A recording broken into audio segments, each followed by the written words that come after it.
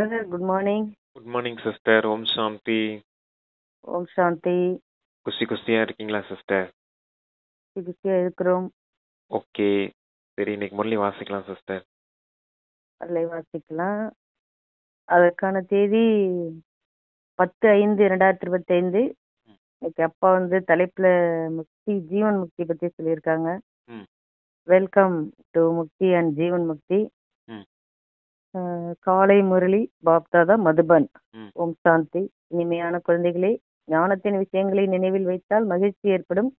நீங்கள் இப்பொழுது சொர்க்கத்தின் வாசலில் நிற்கின்றீர்கள். பாபா முக்தி ஜீவன் முக்திக்கான வழி காட்டுகிறார் அப்படின்னு தலைப்புல சொல்லியிருக்காங்க.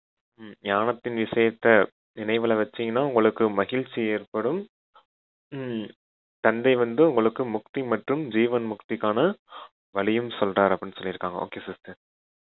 கேள்வி: தனது ரெஜிஸ்டரை பதிவேட்டை நன்றாக வைத்துக் கொள்வதற்காக எப்படிப்பட்ட சிஸ்டர் பக்கத்துல வச்சு பேசுங்க, ரொம்ப தள்ளி கேக்குது சவுண்ட். தனது ரெஜிஸ்டரை பதிவேட்டை நன்றாக வைத்துக் கொள்வதற்காக எப்படிப்பட்ட கவனத்தை அவசியம் வைக்க வேண்டும்? பதில்: மனம், சொல், கர்மத்தின் மூலம் யாருக்காவது துக்கம் கொடுத்தேனா என்பதில் கவனம் வைக்க வேண்டும். தனது சுபாவம் மிகவும் நன்றாகவும் இனிமையாகவும் இருக்க வேண்டும். மாயா காது மூக்கை பிடித்து வசமாக்கி பிறருக்கு துக்கம் ஏற்படுவது போல எந்த காரியத்தையும் செய்ய வைக்க கூடாது. ஒருவேளை துக்கம் கொடுத்தால் மிகவும் வருத்தப்பட வேண்டியிருக்கும். ரெஜிஸ்டர் கெட்டு போய்விடும்.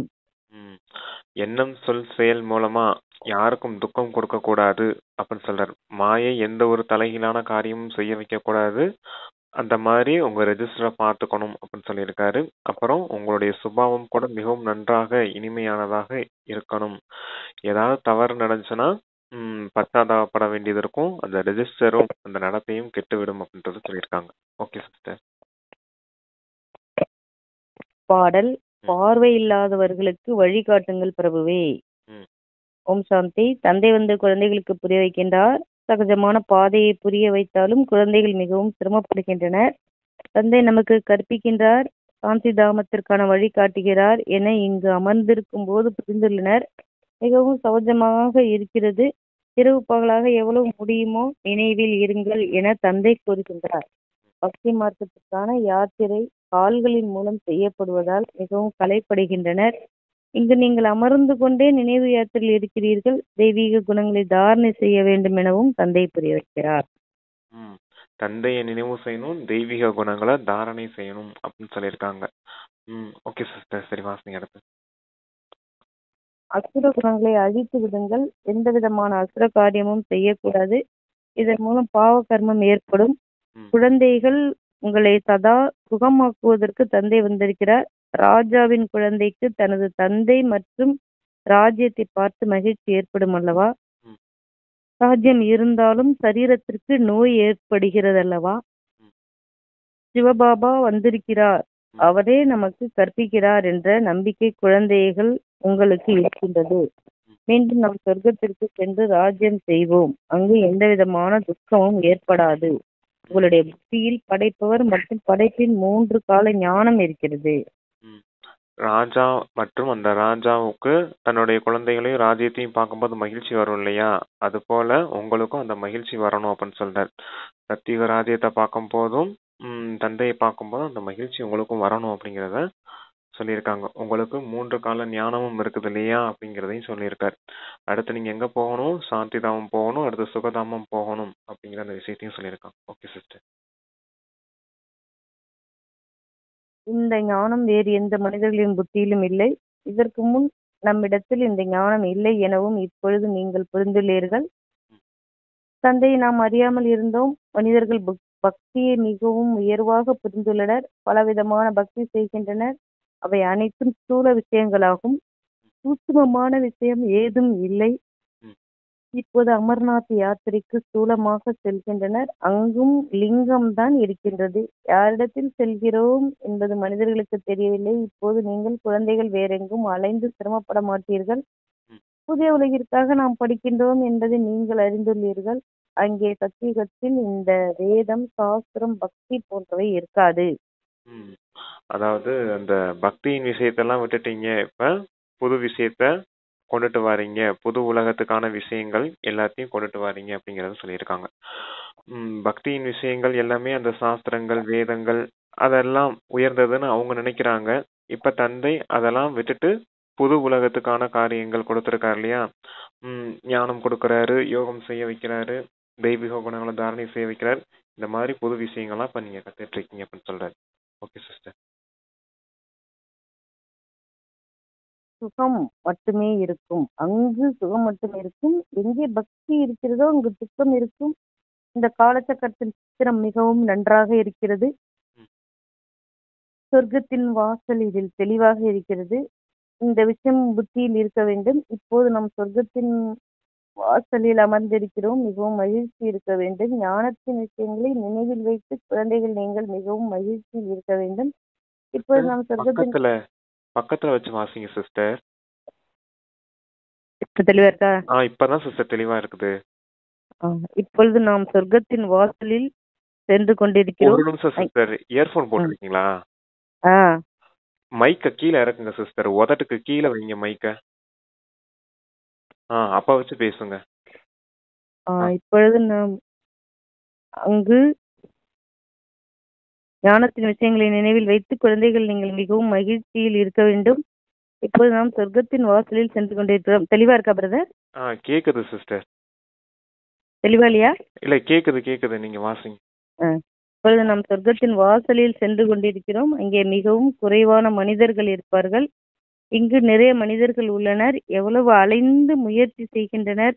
தானம் புண்ணியம் செய்வது, சாதுக்களின் பின்னால் அலைவதே, இவ்வாறு செய்வதும் கூட ஹே பிரபுவே, கண்கள் இழந்த எங்களுக்கு வழிகாட்டுங்கள் என அழைக்கின்றனர். முக்தி ஜீவன் முக்திக்கான பாதையை விரும்புகின்றனர்.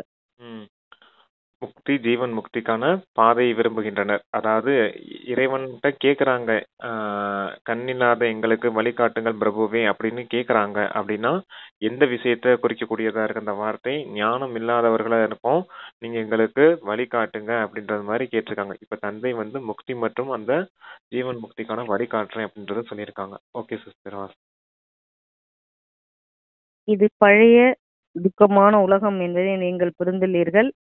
மனிதர்களுக்கு இந்த விஷயம் தெரியாது. கலியுகத்தின் ஆயுள் காலம் ஆயிரக்கணக்கான ஆண்டுகள் என சொன்னதால் அப்பாவி மனிதர்கள் இருட்டில் வந்துவிட்டனர். நடைமுறையில் நமது பாபா நமக்கு ராஜயோகம் கற்பிக்கின்றார் என புரிந்து கொள்வதில் உங்களில் கூட வரிசைப்படிதான் உள்ளனர். வக்கீல், இன்ஜினியர் போன்றோர் அத்துறையை சேர்ந்தவர்களிடம் புத்தியை வைத்திருப்பார்கள். படிப்பவர்கள் டீச்சரை நினைவு செய்வார்கள். வக்கீல் சம்பந்தப்பட்ட கல்வியின் மூலம் மனிதர்கள் வக்கீலாகின்றனர். ஆனால் இது ராஜயோகமாகும். நமது புத்தியின் தொடர்பு பரம்பிதா பரமாத்மாவிடம் இருக்கிறது. விஷயத்தில் மகிழ்ச்சியானது முற்றிலும் அதிகரிக்க வேண்டும். அதான் டாக்டர், லாயர் போன்றவங்க எல்லாம் படிக்கிறாங்கன்னா அவங்க அது சம்பந்தப்பட்ட படிப்பு படிக்கிறாங்க. அது ஒரு பிறவிக்கான படிப்பு அப்படின்றது உங்களுக்கு தெரியும். அதாவது ஒரு பிறவிக்கான அந்த பாக்கியத்தை அடையிறாங்க. ஆனா தந்தை கிட்ட நீங்க ராஜ யோகம் படிக்கிறீங்க. இதன் மூலமா உங்களுக்கு 21 பிறவிக்கான பாக்கியம் இருக்குது இல்லையா? அதனாலதான் இந்த அப்பா உயர்ந்த பாக்கியம் அப்படின்னு சொல்றாரு. அது ஒரு பிறவிக்கான பாக்கியத்துக்கே அவங்க எவ்வளவு கஷ்டப்பட்டு படிக்கிறாங்க. நீங்க 21 பிறவிக்கான பாக்கியம் படிக்கிறீங்க அப்படின்னா இதுலயும் கொஞ்சம் உழைப்பு இருக்கத்தானே செய்யும். அப்படி என்ன தந்தை கஷ்டமா சொல்லிட்டாரு? உங்களை நீங்களா உணருங்க, தந்தையை நினைவு செய்யுங்க. தந்தை எப்படி இருக்காரோ அதை நினைவு செய்யுங்க. எல்லாம் பொய்யான தகவலா உங்க புத்தியில இருக்குது. உண்மையான தகவலை தந்தை சொல்றேன். அந்த உண்மையான தகவலை புத்தியில வச்சு நீங்க உங்களுடைய புருஷார்த்தம் செய்யுங்க அப்படின்னு சொல்றாரு. இதான் இந்த இந்த புருஷார்த்தம் செய்யறதுக்கு தான் உங்களுக்கு 21 பிறவிக்கான பாக்கியம் கிடைக்குது. அதான் உயர்ந்த பாக்கியம் அப்படின்னு சொல்லியிருக்காங்க. Okay sister. இவ்விஷயத்தில் மகிழ்ச்சியானது முற்றிலும் அதிகரிக்க வேண்டும். மிகவும் இனிமையாக வேண்டும். சுபாவம் மிகவும் நன்றாக இருக்க வேண்டும். உங்களால் யாருக்கும் துக்கம் ஏற்படக்கூடாது. நம்மால் யாருக்கும் துக்கம் ஏற்படக்கூடாது என விரும்பினாலும் மாயா காது மூக்கை பிடித்து வசமாக்கி தவறு செய்ய வைத்து விடுகிறது. பிறகு நாம் தேவையில்லாமல் துக்கம் கொடுத்து விட்டோம் என உள்ளுக்குள் வருந்துகின்றனர். ஆனாலும் ரெஜிஸ்டர் கெட்டு போய் விடுகிறது அல்லவா? நடத்தை சரியில்லை, யாருக்காவது துக்கம் கொடுத்தீங்க அப்படின்னா உங்களுடைய ரெஜிஸ்டரும் கெட்டு போயிடுது இல்லையா அப்படின்றத சொல்றாரு. நீங்களும் வருத்தப்படுறீங்க, பச்சாத்தாபப்படுறீங்க அப்படிங்கறதும் சொல்லியிருக்காங்க. அதனாலதான் தந்தை சொல்றாரு, எந்த ஒரு விகர்மமும் செய்திடக்கூடாது. எண்ணத்தின் மூலமாவும் சரி, வார்த்தையின் மூலமாவும் சரி, செயல் மூலமாவும் சரி அப்படின்னு இருக்காங்க. Okay sister.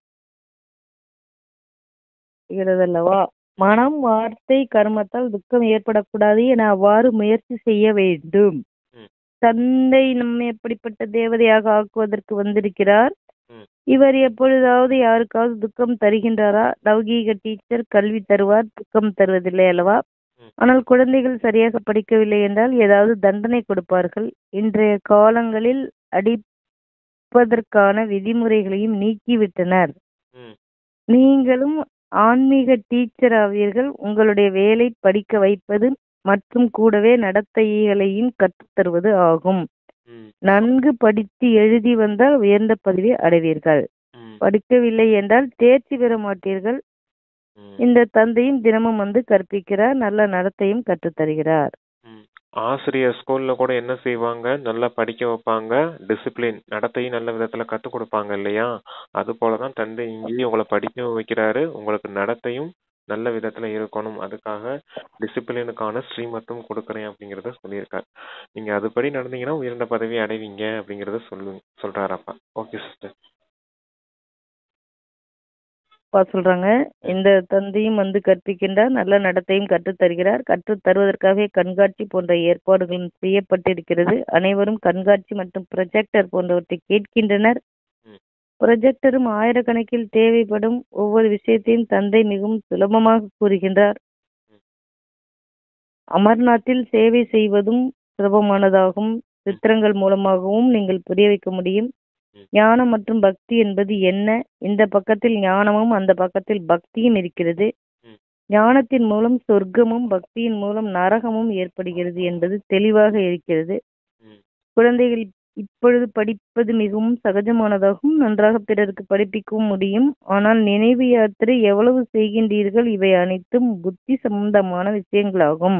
ம். அந்த சக்கரத்தை பக்கத்துல கொண்டுட்டு போய் கண்காட்சியில எல்லாத்துக்கும் புரிய வைக்கலாம் அப்படின்னு சொல்றாரு.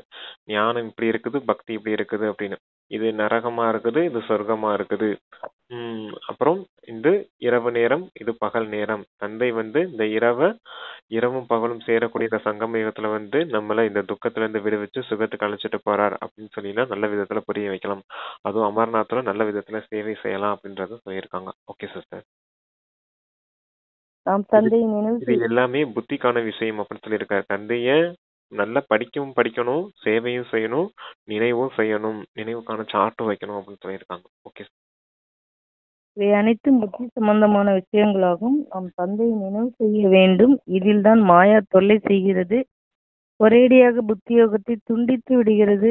நீங்கள் அனைவரும் யோகத்தில் மிகவும் பலகீனமாக இருக்கின்றீர்கள். மிகவும் நல்ல மகாரதிகள் கூட பலகீனமாகத்தான் இருக்கின்றனர். இன்னாரிடம் ஞானம் நன்றாக உள்ளது, எனவே இவர்கள் மகாரதிகள் என நினைக்கின்றனர். ஆனாலும் அவர்களை குதிரைப்படை, கலற்படை என பாபா கூறுகிறார். ஓகே. மகாரதின்னு அவங்களே நினைச்சுக்கிறாங்க. ஆனா இவங்கள தந்தை குதிரைப்படை, காலார்படை அப்படின்னு சொல்றாரு. அதாவது மகாரதினா யானைப்படைன்னு அர்த்தம். குதிரைப்படை, காலார்படை அடுத்தடுத்த நிலையில இருக்காங்க. சத்துவ பிரதான முயற்சி செய்றீங்களா, இல்ல ரஜோத்தனமான முயற்சியா, இல்ல தமோத்தனமான முயற்சியா அப்படின்னு சொல்லுவாங்க இல்லையா? சத்துவ ரஜ தமோ, அதத்தான் மகாரதியா, குதிரையா, காலார்படையா எப்படின்றத பாத்துக்கோங்க அப்படின்னு சொல்றாரு. Okay sister. ஆனாலும் அவர்களே குதிரைப்படை, கலாட்படை என பாபா கூறுகிறார். யார் நினைவில் நன்றாக இருக்கின்றனோ அவர்கள்தான் மகாரதிகள். எழுந்தாலும் அமர்ந்தாலும் நினைவில் இருப்பதனால் பாவங்கள் அழியும், பாவனமாவீர்கள். இல்லையெனில் தண்டனை அடைய வேண்டியிருக்கும், தாழ்ந்த பதவி ஏற்படும். எனவே சாட்டு எழுதினால் உங்களுக்கே நன்கு தெரியும். நானும் கூட முயற்சி செய்து வருகிறேன் என பாபாவும் கூறுகின்றார். அடிக்கடி புத்தி வேறு பக்கம் சென்று விடுகிறது. பாபாவுக்கு நிறைய கவலைகள் இருக்கிறது அல்லவா? நீங்கள் மிகவும் வேகமாக முன்னேறி செல்ல முடியும். மேலும் தனது நடத்தைகளையும் திருத்திக் கொள்ள வேண்டும். தூய்மையாக இருந்து பிறகு விகாரத்தில் விழுந்து விட்டால் வருமானத்தில் நஷ்டம் ஏற்படும். யார் மீதாவது கோபப்பட்டாலோ உப்பு தண்ணீர் போன்று ஆனாலோ அசுரராக ஆகிவிடுவார்கள். பலவிதமான மாயா வருகிறது. இன்னும் யாரும் சம்பூர்ணமாகவில்லை. நினைவும் வேணும், உங்களுக்கு நல்ல நடத்தையும் வேணும் அப்படின்னு சொல்லியிருக்காரு. நினைவுக்கான சார்ட் முதல்ல சொன்னாரு. 2வது இந்த நடத்தையும் நல்ல விதத்துல உங்களுக்கு இருக்கணும். திரும்பவும் சொல்றாரு. உப்பு தண்ணீர் போல இருக்கக்கூடாது, எல்லாருக்கிட்டும் இனிமையானவர்களா இருக்கணும், எந்த விகாரங்களுக்கும் வசமாக கூடாது அப்படின்னு சொல்லியிருக்காங்க. இப்ப தூய்மையா இருந்து தந்தை கிட்ட இருந்து முயற்சி செய்துட்டு காம விகாரத்துல போய் விழுந்தீங்கன்னா என்ன ஆகும்? செய்த வருமானம் எல்லாமே மொத்தமா வேஸ்டா போயிடும் அப்படின்றத சொல்றார். அதனாலதான் மாயை உங்களை எந்தவித தலைகீழான கர்மங்கள் செய்ய வைக்க கூடாது அப்படிங்கறதுல கவனம் கொடுக்கணும் அப்படின்னு சொல்லியிருக்காங்க. இங்க நடத்தை மிகவும் முக்கியம். தெய்வீக நடத்தை வேணும், தெய்வீக குணங்களின் தாரணை வேணும். ஆத்மா சம்ஸ்காரத்தை மட்டும்தான் எடுத்துட்டு போகும். அதனாலதான் அப்ப தெய்வீக குணங்களின் சம்ஸ்காரம் வேணும் அப்படின்னு சொல்ற. விகாரங்கள் எல்லாமே அசுர குணங்கள் உடையது. இப்ப நீங்க தெய்வீக குணங்கள் உடையவர்களா மாறணும். அதுக்குதான் தந்தை இத்தனை விஷயத்த சொல்லிட்டு இருக்காரு. சரிங்களா சாமி? பாபா முயற்சி செய்ய வைக்கின்றார். குமாரிகளுக்கு மிகவும் சகஜமாக இருக்கும். ம். இதில் தனது மன உறுதி வேண்டும், மனதுக்குள் சத்தியமாக இருக்க வேண்டும். ஒருவேளை வேறு யாரிடத்திலாவது மனம் வசமானால் பிறகு முயற்சி செய்ய முடியாது. குமாரிகளும் தாய்மார்களும் பாரதத்தை சொர்க்கமாக்கும் சேவையில் ஈடுபட வேண்டும். இதில் தான் உழைப்பு இருக்கிறது. உழைப்பின்றி எதுவும் கிடைக்காது. உங்களுக்கு 21 பிறவிகளுக்கு ராஜ்யம் கிடைக்கின்றது. எனில் எவ்வளவு உழைப்பு செய்ய வேண்டும்? மிகவும் பக்காவாக ஆகும் வரை அந்த கல்வியையும் பாபா கற்கச் செய்கிறார். 2 பக்கமும் உறுதி இல்லாமல் ஆகிவிடக்கூடாது. பிறருடைய பெயர் தோற்றத்தில் மாட்டிக்கொண்டு இறந்து விட்டால் எல்லாம் முடிந்து போய்விடும். அதாவது பேர் உருவம் இதுல போய் மாட்டிக்கிறாதீங்க அப்படின்னு சொல்றாரு. பேர் உருவம் அப்படின்னா, உருவம்னா சரீரம், பேர்னா இவங்க இன்னார், இவங்களுக்கு இந்த பேர் அந்த பேர், நம்ம சரீரத்துக்கான பேர் வச்சிருக்கோம் இல்லையா, அதுல போய் மாட்டிக்கிடாதீங்க அப்படின்னு சொல்றாரு. மாட்டிக்கிட்டீங்கன்னா அவங்கள பத்தின நினைவு தான் வரும். அப்புறம் எங்கிட்ட தந்தையை பத்தி நினைவு செய்ய போறீங்க அப்படின்னு சொல்றாரு. அதனாலதான் உற்றார் உறவினர் நண்பர்கள் யாரோட நினைவும் இருக்கக்கூடாது. தந்தை கிட்ட இங்க வந்துட்டு அவங்கள பத்தி நினைவு செஞ்சுட்டு இருந்தீங்கன்னா உங்களுக்கு என்ன பாக்கியத்தை அடைவீங்க அப்படின்றது மாதிரி கேட்கிறார். அதான் நினைவுல மற்றவர்களின் அந்த தேகதாரிகள் தேக உறவுகளின் நினைவுகள்லாம் உங்களுக்கு இருக்கக்கூடாது அப்படின்றத சொல்லிட்டு இருக்காங்க. Okay sister. அப்பா சொல்றாங்க, அதிர்ஷ்டசாலி குழந்தைகள் மட்டுமே சரீர உணர்வை மறந்து தன்னை அசரீரி என புரிந்து கொண்டு தந்தையை நினைவு செய்வதற்கான முயற்சி செய்ய முடியும். குழந்தைகளே, நீங்கள் சரீர உணர்வை விட்டு விடுங்கள் என தினந்தோறும் தந்தை புரிய வைக்கிறார். நாம் அசரீரி ஆத்மாக்கள் இப்பொழுது வீடு திரும்ப வேண்டும். இந்த சரீரத்தை இங்கேயே விட வேண்டும். சரீரத்தை நீங்க இங்க விட்டுடுத்தா நீங்க எங்க போகணும்? அசரீரியாய் தான் ஆத்மலோகத்துக்கு போகணும். இங்க டிராமா முடிஞ்சிருச்சு அப்படின்றத நல்ல விதத்துல புரிஞ்சுக்கோங்க. அதிர்ஷ்டசாலி குழந்தைகள் தான் சரீர உணர்வை மறந்து ஆத்ம உணர்வுல அசரீரி ஆவதற்கான முயற்சி செய்வாங்க அப்படின்னு சொல்லியிருக்காங்க. Okay sister. எனவே நிரந்தரமாக தந்தையின் நினைவில் இருந்து கர்மோதீத்த நிலை அடைந்தால்தான் அவ்வாறு சரீரத்தை விடுவார்கள். இது புத்திக்கான விஷயமாகும். ஆனால் அதிர்ஷ்டம் இல்லையெனில் முயற்சி எப்படி செய்ய முடியும்? நாம் அசரீரியாகத்தான் வந்தோம். பிறகு சுகமாக கர்மத்தின் சம்பந்தத்தில் வந்து பிறகு ராவண ராஜ்யத்தில் விகாரமான பந்தனத்தில் மாட்டிக்கொண்டோம் என்ற விஷயம் புத்தியில் இருக்க வேண்டும். இப்பொழுது மீண்டும் அசரீரியாகி செல்ல வேண்டும் என தந்தை கூறுகிறார். தன்னை ஆத்மா என புரிந்து கொண்டு என்னை நினைவு செய்யுங்கள். ஆத்மாதான் பதித்தமாகி விட்டது. ஹே பதித்த பவனரே, வாருங்கள் என ஆத்மா கூறுகின்றது. இப்போது நீங்கள் பதித்த நிலையிலிருந்து பாவனமாவதற்கான யுக்தியும் சொல்லித்தரப்படுகிறது. நீங்க பதித்தத்திலிருந்து பாவனம் ஆகணும் அப்படிங்கிற யுக்தியும் சொல்லத்தரப்படுது. அப்படின்னா அந்த ஃபர்ஸ்ட் ஆத்மா எப்படி இருந்துச்சு? கர்மாதீத்த நிலையில இருந்துச்சு. இப்ப நீங்க நினைவு செய்து கர்மாதீத்த நிலையை அடையணும். ஆத்மா லோகத்துல இருக்கும்போது அது கர்மாதீத்த நிலையே தான் இருக்கும். ஆரம்பத்துல இந்த டிராமால நீங்க ஃபர்ஸ்ட் சத்தியோத்துல வந்து பாட்டு பண்ண வாரீங்க அப்படின்னா அப்பவும் நல்ல விதத்தால தூய்மையா இருக்க காரணத்தினால எந்த ஒரு பாவ கர்மமும் உண்டாகல. அதனாலதான் தூய்மையா இருந்தீங்க. அப்புறமேலும் என்ன ஆயிடுச்சு? தூய்மையற்ற நிலைக்கு போயிட்டீங்க, 5 விகாரங்களுக்கு வசமாகி அப்படின்னு சொல்றாரு. அதுதான் பதித்தம் அப்படின்னு சொல்லியிருக்காரு.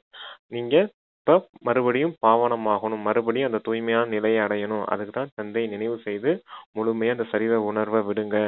சரீர உணர்வை விட்டு ஆத்ம உணர்வுல இருக்கும் போதுதான் தூய்மையாவீங்க. மீண்டும் அந்த ஆத்மலோகத்துல இருந்த கர்மாதீத்த நிலைக்கு போவீங்க அப்படிங்கறத சொல்லியிருக்காங்க. Okay sister. சொல்றாங்க, ஆத்மா மட்டுமே அழியாததாகும். நீங்கள் ஆத்மாக்கள் இங்கு சரீரத்தில் வந்து தனது பங்கை நடிக்கின்றீர்கள். யாருக்கு கல்பத்திற்கு முன்பாக புரிய வைக்கப்பட்டதோ அவர்களே மீண்டும் இங்கு வருவார்கள் என்பதையும் தந்தை புரிய வைக்கின்றார். கலியுக சம்பந்தங்களை மறந்து விடுங்கள் என இப்பொழுது தந்தை கூறுகிறார். இப்பொழுது வீடு திரும்ப வேண்டும். இந்த உலகமே முடியப் போகிறது. இந்த உலகில் எந்த சாரமும் இல்லை. ஆகவே அலைந்து சிரமப்படுகின்றனர். பகவானை அடைய பக்தி செய்கின்றனர். பக்தி செய்வது மிகவும் நல்லது.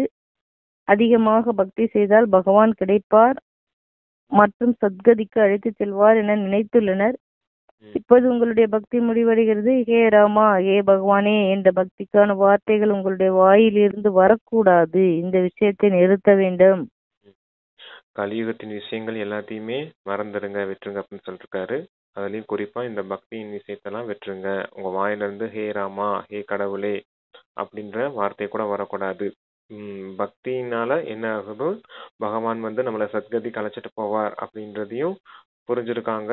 ஆனா எந்த மாதிரி விஷயம், பக்தியிலேருந்து நேரா முக்திக்கு போக முடியாது. பக்திக்கு அடுத்து ஞானம் வேணும். ஞானம் இருந்து தூய்மையாகணும். தூய்மையானாதான் எங்க முக்திக்கு போக முடியும் அப்படிங்கறத நமக்கு புரிய வச்சிருக்காரு. Okay sister. என்னை நினைவு செய்யுங்கள் என்று மட்டுமே தந்தை கூறுகின்றார். இந்த உலகமே தமப்பிரதானமாக இருக்கிறது. சத்தியுகம் சதப்பிரதானமாக இருக்கும். சத்தியுகம் ஏறும் கலையில் இருந்து பிறகு இறங்கும் கலையில் வரும். திரேதாயுகத்தை கூட நடைமுறையில் சொர்க்கம் என கூறுவது இல்லை. சத்தியுகம் மட்டுமே சொர்க்கம் என கூறப்படுகிறது. குழந்தைகள், உங்களுடைய புத்தியில் 3 கால ஞானம் இருக்கிறது. ஆதி என்றால் ஆரம்ப நிலை, மத்தியம் என்றால் இடைப்பட்ட நிலை, பிறகு கடைசி நிலையாகும். மத்தியில் ராவண ராஜ்யம் ஆரம்பமாகிறது. பாரதத்தில் தான் தந்தை வருகிறார். பாரதமே பத்தித்தமாகவும் பாவனமாகவும் ஆகின்றது. ஓகே, பாரதம் தான் பதித்தமாகவும் பாவனமாகவும் ஆகின்றது அப்படின்னு சொல்லிருக்காரு. ஃபர்ஸ்ட் ஏன்னா பாரதத்துல அழியாத கண்டம், சத்தியமான கண்டம் அப்படின்னு சொல்லுவாங்க. அங்கதான் தூய்மையான ராஜ்யம் இருந்துச்சு. அதனாலதான் அது பாவனமான ராஜ்யம் அப்படின்னு சொல்றாரு. இப்ப எப்படி ஆயிடுச்சு, விகாரங்களுக்கு வசமாகி எல்லாருமே விகார கடல்ல மூழ்கி போனவங்களாம். விஷய வைத்தரணி நதி அப்படின்னு சொல்லுவாரு, இல்ல விஷக்கடல்னு சொல்லுவார். அந்த மாதிரி ஆகி போயிடுச்சு. மொத்தமா தூய்மையற்ற நிலை ஆயிடுச்சு. அதனாலதான் பாரதம் தான் தூய்மையா இருந்துச்சு. பாரதம் தான் இப்ப தூய்மையற்ற நிலைக்கும் போயிருக்குது. இப்ப தந்தை இந்த பாரதத்துல தான் வந்திருக்கேன். இந்த பாரதம் மறுபடியும் தூய்மையற்ற நிலையிலிருந்து தூய்மையாக்குறேன் அப்படின்னு சொல்லியிருக்காங்க. Okay sister. பாரதவாசிகள் தான் 84 பிறவிகள் எடுக்கின்றனர். பிறகு வரிசைப்படியாக மற்ற தர்மத்தினர் வருகின்றனர். கல்பமரம் வளர்ச்சி அடையும். அந்தந்த நேரப்படி வருவார்கள். இந்த விஷயங்கள் வேறு யாருடைய புத்தியிலும் இருக்காது. உங்களில் கூட அனைவரும் தாரணை செய்ய முடியவில்லை. இந்த 84 பிறவி சக்கரம் புத்தியில் இருந்தாலே மகிழ்ச்சி இருக்கும். நம்மை அழைத்து செல்ல இப்பொழுது பாபா வந்திருக்கிறார். 84 பிறவிகளின் சக்கரம் புத்தியில இருந்தாலே உங்களுக்கு ஆட்டோமேட்டிக்கா மகிழ்ச்சி ஏற்படும் அப்படின்னு சொல்றாரு. இதுதான் உண்மையான ஞானம் அப்படிங்கிறத சொல்றாரு. எப்படி நம்ம இறங்கும் கலையில இறங்கி வரோம் அப்படிங்கிறதையும் தெரிஞ்சுக்கிட்டீங்க. அது கல்ப விருட்ச மரம் எப்படி விஸ்தாரமா போய்கிட்டு இருக்குதோ அப்படிங்கிறதையும் தெரிஞ்சுக்கிட்டீங்க அப்படின்றத சொல்றாரு. ஏன்னா ஒரு மரம் மேற்கொண்டு வளர்ச்சி அடைஞ்சுக்கிட்டே போகும் இல்லையா. ஆதிசநாதனா தேவி தேவதா தர்மம் இந்த மரத்தினுடைய தண்டு பகுதியா இருந்துச்சு.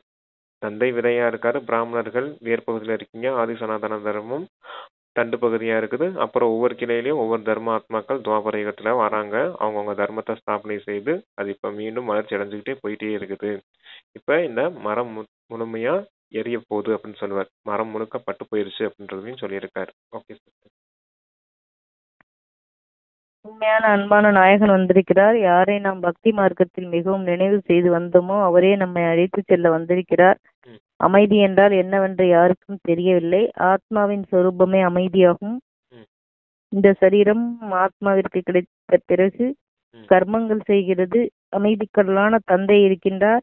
அவர் அழைத்து செல்கின்றார். எப்பொழுதுதான் அனைவருக்கும் அமைதி கிடைக்கின்றது. சத்தியுகத்தில் உங்களுக்கு அமைதியும் சுகமும் இருக்கும். மற்ற அனைத்து ஆத்மாக்களும் சாந்திதாம் சென்று விடும். தந்தை மட்டுமே அமைதி கடல் என கூறப்படுகிறார். தேக அபிமானத்தில் இருப்பதால் இதை கூட குழந்தைகள் மறந்து விடுகின்றனர். ஆத்மா அபிமானியாக ஆகவில்லை. தேக அபிமானத்துல இருக்கிறதுனால தந்தையும் மறந்துடுறாங்க. தந்தை கொடுத்த ஆஸ்தியையும் ஞானத்தையும் மொத்தமா மறந்துடுறாங்க. மொத்தமா ஆத்மா அபிமானியா ஆகணும் அப்படின்னு சொல்லியிருக்காரு. சாந்தி தாமத்துல இருக்கும் போதுதான் அமைதியில இருந்தீங்க. உங்களுடைய சுயதர்மமே அமைதி தான். தந்தை அமைதி கடலா இருக்கக்கூடியவரா இருக்கார். உங்களுடைய ராஜ்யத்துல உங்களுக்கு சுகம் சாந்தி ரெண்டும் கிடைச்சது. சாந்தி தாமத்துல வெறும் அமைதி மட்டும்தான் கிடைக்குது அப்படிங்கிறத சொல்லியிருக்காரு. விநாசத்துக்கு அப்புறம் எல்லா ஆத்மாக்களும் சாந்தி தாமம் போயிடுவாங்க. யார் தந்தை கிட்ட நல்ல விதத்துல முயற்சி செய்றாங்களோ அவங்க மட்டும்தான் சுகதாமத்துல போய் சுகத்தையும் சாந்தியும் சேர்த்து அனுபவிப்பாங்க அப்படின்னு சொல்லியிருக்காங்க. ஆத்மாக்கள் சரீரத்துல வந்து பாகத்தை நடிக்கும் அப்படின்றதையும் சொல்லியிருக்காங்க. ஆத்மா வெறும் அசரீரி நிலையில இருக்கும்போது அதுல எண்ணம், சொல், செயல் எதுவுமே இருக்காது ஆத்ம லோகத்துல. இப்ப இந்த சாக்கார உலகத்துக்கு வந்து சரீரம் எடுக்கும் போதுதான் அது தங்களுடைய காரியத்தை இந்த சரீரத்தின் மூலமா செய்து அவங்களுடைய பாட்டு நடிக்கிறதுக்காகவே இங்க வாரீங்க அப்படிங்கறத சொல்லியிருக்காங்க. Okay sir. தந்தை அனைவருக்கும் அமைதியை தருகின்றார். சித்திரத்தில் சங்கம யுகத்தை பற்றி காட்டுங்கள். இந்த நேரம் அனைவரும் அசாந்தியாக இருக்கின்றனர். சத்தியுகத்தில் இவ்வளவு தர்மங்கள் இருப்பதில்லை. மற்றவர்கள் சாந்தியில் சென்று விடுவார்கள். பரந்தாமத்தில் மிகுந்த அளவில் அமைதி கிடைக்கும். உங்களுடைய ராஜ்யத்தில் அமைதியும் சுகமும் இருக்கும். உங்களுக்கு சத்தியுகத்தில் தூய்மை, சுகம், அமைதி இவை அனைத்தும் இருக்கும். இனிமையான விடுதல் முக்திதாவம் என கூறப்படுகிறது. அங்கே பதீத்தமான சுக்கமான ஆத்மாக்கள் இருக்க மாட்டார்கள். சுக்கம் சுகத்திற்கான விஷயம் அங்கு இல்லை. ஆக அமைதியின் அர்த்தம் புரியவில்லை. ராணியின் கழுத்து மாலை பற்றிய உதாரணமும் கொடுக்கப்படுகிறது. அதாவது அங்க உங்களுக்கு ராஜ்யத்துல வந்து தூய்மை, சுகம், சாந்தி எல்லாமே இருக்கும். தூய்மை இருக்க காரணத்துலதான் சுகம், சாந்தி கிடைச்சது அப்படின்னு சொல்றாரு. சாந்தி தாமத்துல வெறும் அமைதி மட்டும்தான் இருக்குது அப்படின்றதையும் சொல்லியிருக்காங்க. அந்த கல்ப விருட்ச அந்த சக்கரம் இருக்கு இல்லையா, அந்த சக்கரத்திலேயே உங்களுக்கு நல்ல விதமா சொல்லி புரிய வைக்க முடியும் அப்படின்னு சொல்ற. இங்க அந்த ராவண ராஜ்யத்துல தூய்மையற்ற நிலை போனதுனால துக்கம், அசாந்தி வந்திருக்குது அப்படின்னு சொல்லி நல்ல விதத்துல புரிய வைக்கலாம் அப்படின்னு இருக்காரு. Okay sister. அமைதியின் அர்த்தம் புரியவில்லை. ராணியின் கழுத்து மாலை, ராணி அந்த கழுத்துல மாலையை போட்டுக்கிட்டே மாலை எங்க இருக்குன்னு தேடுவாங்க. அதே போல அமைதி வந்து உங்க ஆத்மாக்குள்ளேயே இருக்கு, நீங்க வெளியில தேடுறீங்கிறத அப்பா நமக்கு புரிய வைக்கிறாங்க.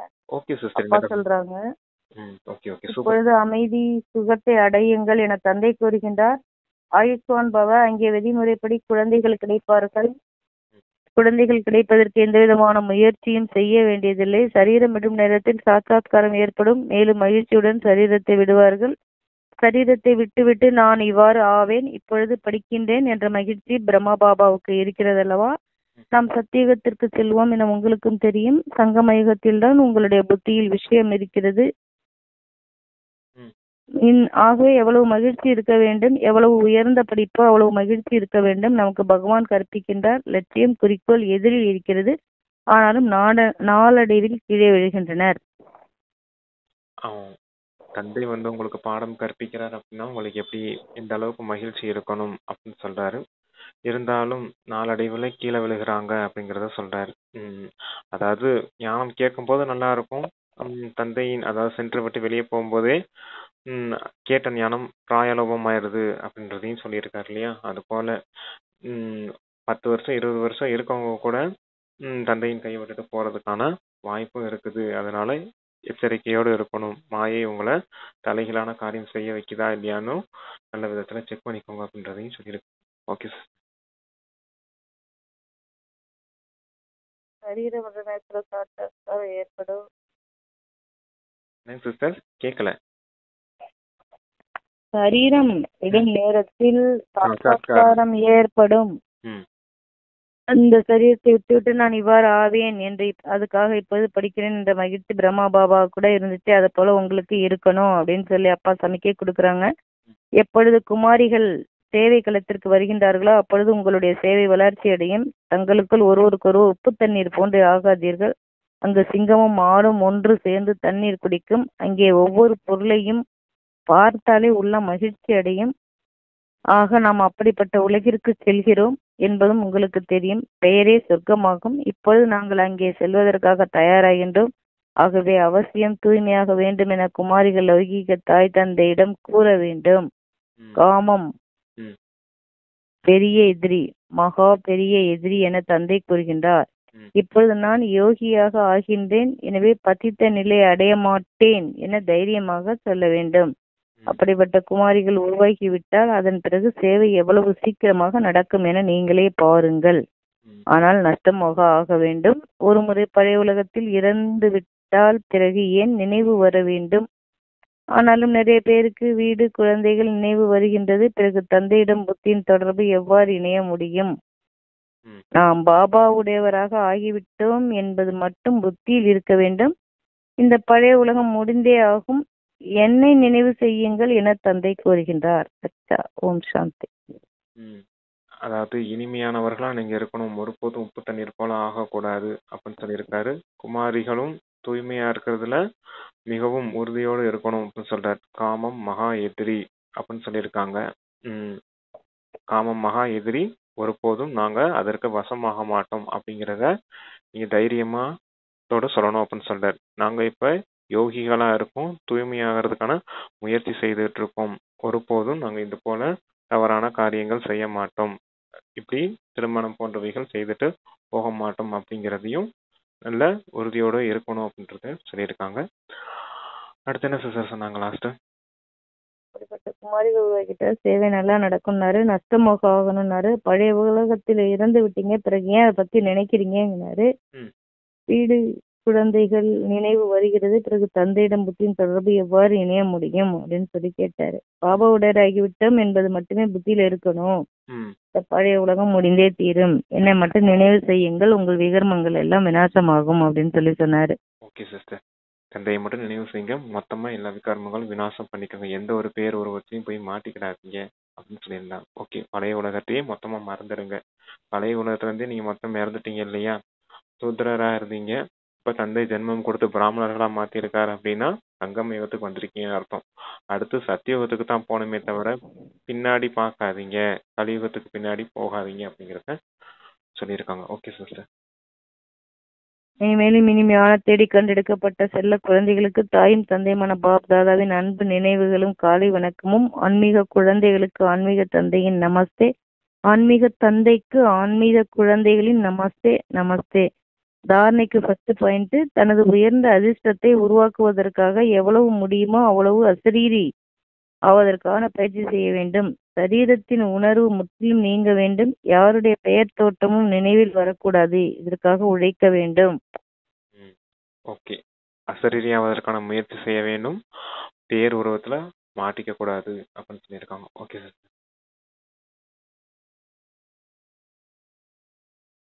அதுக்கு நல்லா எஃபர்ட் போகணும்னு சொல்லியிருக்காரு. 2வது பாயிண்ட், தாரணைக்கு தனது நடத்தையை பற்றிய சார்ட் வைக்க வேண்டும். ஒரு பொழுதும் அவசர நடத்தை இருக்கக்கூடாது. உள்ளத்தின் சத்தியத்தன்மை மூலம் நஷ்டமோகவாகி பாரதத்தை சொர்க்கமாக்கும் சேவையில் ஈடுபட வேண்டும். நஷ்டமோகாவாகி பாரதத்தை தூய்மையாக்குறதுக்கான சேவையும் செய்ய வேணும். உங்களுடைய நடத்தையும் நல்ல விதத்துல இருக்கணும், எந்த வித அசுர நடத்தையும் இருக்கக்கூடாது அப்படின்னு சொல்லியிருக்காரு. நடத்தைக்கான சார்ட் வைக்கணும் அப்படின்ட்டு இருக்காரு. வரதானம் கொடுக்குறாங்க. மாயாவின் ராயல் ரூபத்தின் பந்தனத்திலிருந்து விடுபட்டு உலகத்தை வென்ற பூமியை வென்றவர் ஆகுக.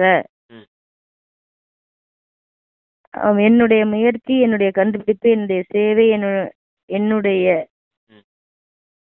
தோன்றுவது, என்னுடைய குணங்கள் நன்றாக இருக்கிறது, என்னுடைய நிர்ணய புத்தி பகுத்தறியும் சக்தி நன்றாக இருக்கிறது. இந்த என்னுடைய என்ற தன்மைதான் ராயலான மாயாவின் ரூபமாகும். மாயா அப்படிப்பட்ட தந்திரம் செய்து விடுகிறது. அது உன்னுடையதையும் என்னுடையதாக மாற்றி விடுகிறது. ஆகையால் இப்பொழுது அப்படிப்பட்ட பலவிதமான பந்தனங்களிலிருந்து விடுபட்டவராகி ஒரு பாபாவின் தொடர்பில் வந்துவிட்டால் மாயாஜித் ஆகிவிடலாம். மாயாஜித் ஆவதுதான் இயற்கையை வென்றவர் ஆவது. உலகத்தை வென்றவர் மற்றும் பூமியை வென்றவர் ஆகிறார்கள். அவர்கள் ஒரு நொடியில் அசரீரி ஆகுக என்ற கட்டளையை எளிதாகவும் இயல்பாகவே செயலில் ஈடுபடுத்த முடியும். என்னுடையது அப்படிங்கறதா ராயல் மாயை அப்படின்னு சொல்லியிருக்காரு. என்னுடைய முயற்சி, என்னுடைய சேவை, என்னுடைய கண்டுபிடிப்பு, என்னுடைய தோன்றுவது, எனக்கு இதெல்லாம் தோணுது அப்படிங்கறது சொல்றோம் இல்லையா, அது. அப்புறமேலு என்னுடைய குணம் நன்றாக இருக்குதுன்னு நமக்கு நாமளே நினைச்சுக்கிறது. இன்னொன்னு, என் புத்தி நல்லா பகுத்தறியுது, எனக்கு சரி தவறுன்னு எதுன்னு முடிவெடுக்கக்கூடிய அளவுக்கு சக்தி இருக்குது. அதான் நிர்ணய சக்தி, பகுத்தறியும் சக்தி, புத்தியின் அபிமானம் அப்படின்னு சொல்லுவார். அதான் என்னுடைய நிர்ணய சக்தி இப்படி இருக்குது, என்னுடைய பகுத்தறியும் சக்தி இருக்குது. இப்படி நமக்கு நாமளே சர்டிபிகேட் கொடுக்கறது மாதிரி இப்படி இந்த மாதிரி இருந்துச்சு அப்படின்னா இதுதான் ராயல் மாயை அப்படின்னு சொல்றார். என்னுடையதுன்னு எங்கெல்லாம் வருதோ அது எல்லாமே ராயல் மாயை அப்படின்னு சொல்லியிருக்காரு.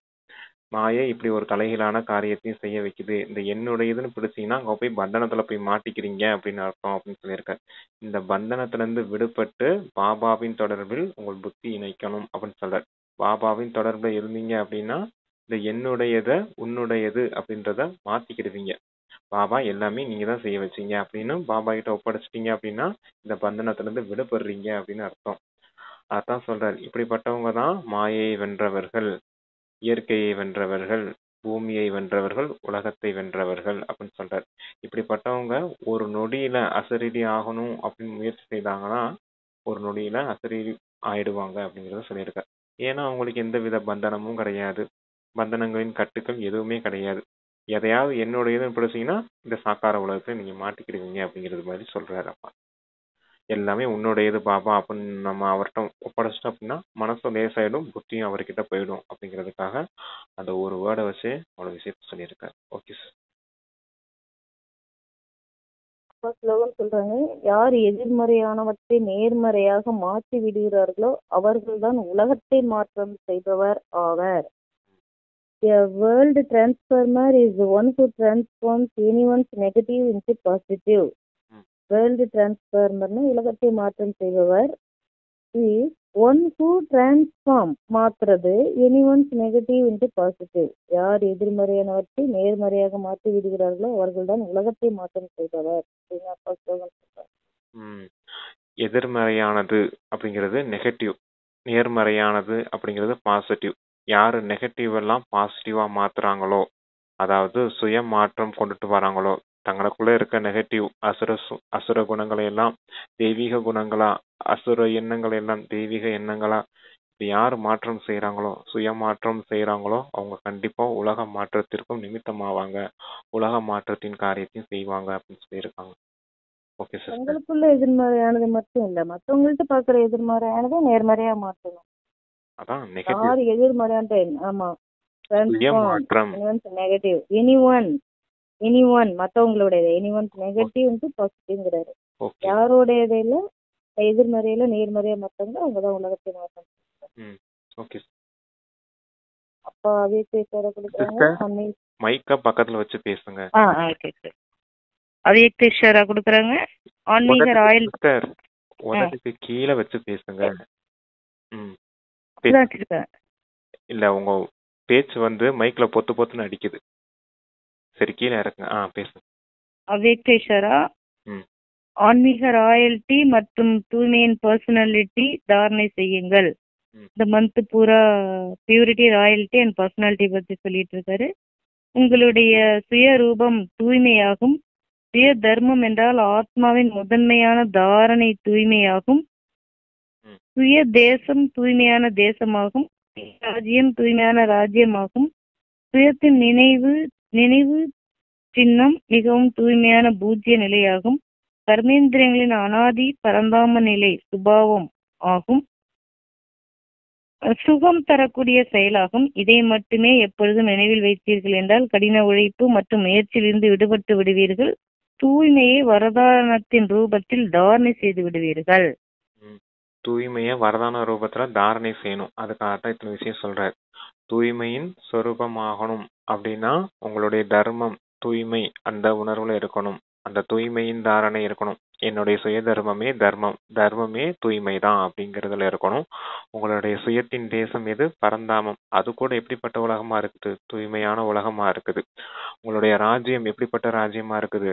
ஆதிசநாதன தேவி தேவதா தர்மத்தின் ராஜ்யம், தேவ வம்சத்தின் ராஜ்யம். சந்திர வம்சம், சூரிய வம்சம் சொல்றாரு இல்லையா? அப்ப அந்த ராஜ்யம் கூட எப்படி இருக்குது? தூய்மையான ராஜ்யமா இருக்குது. அப்புறம் பரந்தாமத்துல நீங்க இருக்கும்போது உங்களுடைய அந்த இயல்பான விஷயமே சுகமா இருக்குது. அந்த சுகத்தை தான் கர்மேந்திரியங்கள் மூலமா நீங்க இந்த ராஜ்யத்துல செய்யும் போது அந்த ஆதிஸ்வரூபம் அனாதிஸ்வரூபம் கூட தூய்மையா இருக்குது அப்படிங்கறத சொல்லியிருக்காங்க. இதெல்லாம் விஷயத்தெல்லாம் ஞாபகம் வச்சிருந்தீங்க அப்படின்னா ஈஸியாவே அந்த கடின உழைப்பே இல்லாம அந்த தூய்மைய தாரணை செய்திடுவீங்க அப்படிங்கறத சொல்லியிருக்காங்க. அதுவும் தூய்மைய வரதான ரூபத்துல மொத்தமா தாரணை செய்திடுவீங்க அப்படின்னு சொல்றாரு. இந்த விஷயத்தெல்லாம் உங்க புத்தியில ஞாபகம் இருக்கணும் அப்படின்னு சொல்லியிருக்காரு. அப்புறம் உங்களோட அந்த நினைவு சின்னம் கூட எப்படிப்பட்ட நினைவு சின்னமா இருக்குது? பூஜைக்குரிய நினைவு சின்னமா ஜட சிலைகள் ரூபத்துல உங்களுக்கு பூஜை நடக்குதுன்னா நீங்க தூய்மையா இருந்த காரணத்தினால தானே உங்களுக்கு அந்த பூஜையும் நடக்குது. அப்ப எல்லா விஷயத்தையும் நினைவு செஞ்சு பாருங்க. எல்லாமே உங்களுக்கு தூய்மைக்கான விஷயம்தான். இந்த பியூரிட்டியின் மூலமா தான் அந்த ராயல்டி மற்றும் பர்சனாலிட்டி வருது அப்படிங்கிறதுக்காக இந்த தூய்மையின் தாரணைக்கு தானே சொல்லியிருக்காரு அப்பா. Okay sister. பாபாவுக்கு நன்றி. ஓம் சாந்தி. Thank you sister. தேங்க்யூ பாப்பா.